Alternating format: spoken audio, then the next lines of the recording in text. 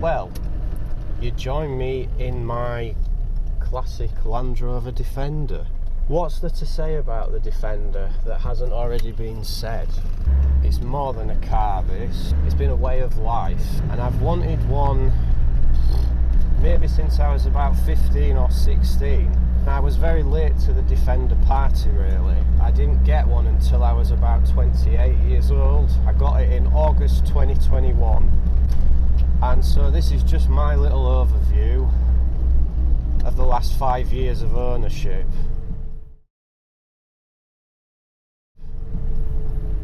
I'm hoping you can hear me because the noise is quite horrendous, to be honest. Now, this is obviously a station wagon model, which means you get seats in the back, cloth seats, carpeting as well. The standard hardtops just come with vinyl seats and no carpeting. What it actually does mean as well is there's meant to be more sound deadening in the wheel arches, although I don't really think you can tell. So what's it like being a Defender owner for the last 5 years? Well, as I said, I picked it up in August 2021. I probably overpaid for it during COVID, I don't really know. I paid 15 grand for it. I've used it every day as my daily car. I actually sold my Polo GTI to get this vehicle. It was a lovely car, but my dad had been very ill with cancer, and since he got better, I just wanted something that's a bit of a rolling project that I could use every day and also work on. It took me 6 months of constant searching to find this example. There was a lot of tarted up shit, especially during COVID. It seems now that lockdown has ended, there's actually quite a lot of nice examples on the road now. Many are on galvanised chassis. This is its original chassis. Engine in this one is a 300 TDI, my favourite engine. The TD5 is a much more sophisticated engine, but it is more electronic. That's one of the trade-offs. Well, in terms of reliability, it's not been that bad really on a whole. You've got to think this is a 28-year-old vehicle. Things are going to go wrong on her now. So the biggest job I've ever had to do on it was the head gasket back in 2024. It was not losing any coolant or oil or anything like that, but you could feel cylinder 4, you could feel it blowing out the back of the engine. And then we opened her up and yes, the head gasket had gone. That's the worst that's ever happened. Also only ever had to have recovery once in 5 years. So that was in Scotland. I was coming back from a trip and the engine loom completely melted out. That really wasn't the fault of the car though, that was the idiot who owned it at some point in the past and removed the EGR valve. So I imagine a 5 or 6 hour drive back from Scotland was just too much for the wiring, and it completely melted right through into the battery bay. New engine loom wasn't too expensive though for the 300. Put that in and it's been fine since. Well, I service it twice a year, every 6,000 miles. Do a fluid change of all gearboxes, diffs and everything once a year. I do the coolant once a year as well because I run it on the blue additive. What else is there to say about it? Well, I've driven it all around Scotland and the Isle of Skye. I also took it to Holland in 2023 for the Land Rover Club Holland anniversary do. So I was driving it around Holland quite a bit as well, and that was fantastic. Cannot wait for the next one in, I believe, 2028. I'll definitely be going on the ferry to that. It puts our Land Rover shows to shame, quite frankly, that big event that they did in the grounds of a stately home. Sorry, I forget the name of it, but I'll put pictures in the review video. And we hit a train barrier. Are we going to go here or not? Ah, yes. Now, obviously the interior space in the back is fairly large compared to some cars. I found it very practical when I was moving house. Fitted most of my stuff in the back, like my hi-fi gear and everything like that.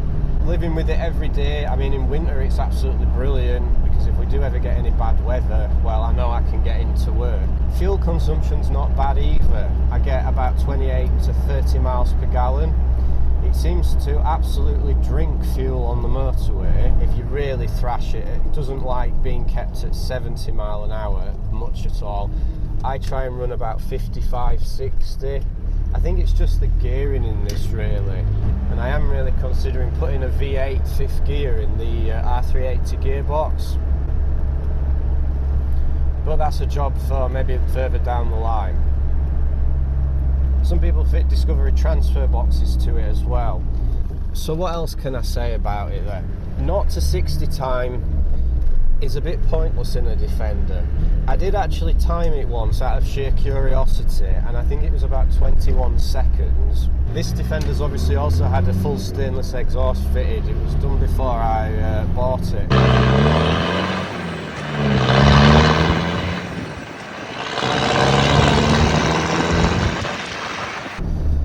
And it does give a nice bit of a burble. I can quite honestly say driving a Defender is like driving a wardrobe with Wellington boots attached to it. The body lean, obviously because it's such a tall vehicle, is insane. No wonder some people end up rolling them. But it gallops along quite nicely on roads like this. Just a nice little country lane, country back road. I mean, my commute to work is only about 7 miles each way. That's why I drive one every day. I think if I was driving maybe 20, 30 miles a day, I'd probably have to get a second car. Obviously, Defender drivers love the warmer weather because it means when summer starts hitting, there's no real where to put your arm. Nearly every Defender driver you see has their arm sort of on the door with the window wound down, like this. As I say, I absolutely love these vehicles. But some people long to get one, they drive it and they absolutely hate them. They're a vehicle you've really got to love. What else is there to say about the Defender? Well, it's a Land Rover, so it is going to leak oil. If it doesn't leak oil, that means that there's probably nothing in it. I'm sure you've all heard that before. Another good one, did you know 70% of every Land Rover ever made is still on the road? The rest made it home. Now, don't get me wrong, I also like Toyotas as well, but there's just something about the Toyota, it's too clinical, too sterile. It's the same thing what Lexus suffers from. There's nothing wrong with Lexus. Everything's perfect about them in sort of a specifications way, and I think that's what the Toyota Land Cruiser suffers from a bit. The Defender to me is all about mending sheds and plucky bricks and that sort of thing, and mending stuff on an evening, and you just don't get the same thing with a Land Cruiser. Plus, all the cool models were never sold in the UK. They always ended up in like the Middle East or Australia, and we ended up with a bit rubbishy stuff like the Amazon and everything. Stuff that doesn't really interest me. Right, we'll go wash the car. Well, we've just washed the car, and the other problem with it being a station wagon is because there's so much glass, it's just a giant greenhouse on wheels in the summer. Obviously there's no air conditioning either. I am actually quite hot. God, what the friggin' hell are people doing? Just stood in the middle of the road.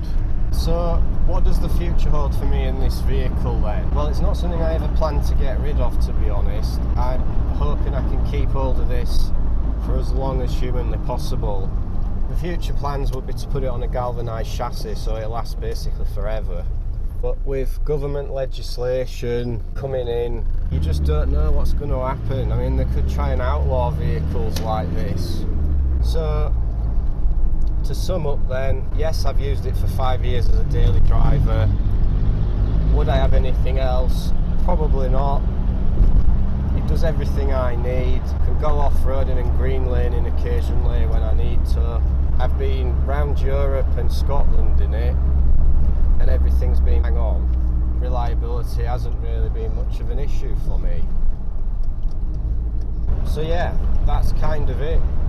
Thanks for watching.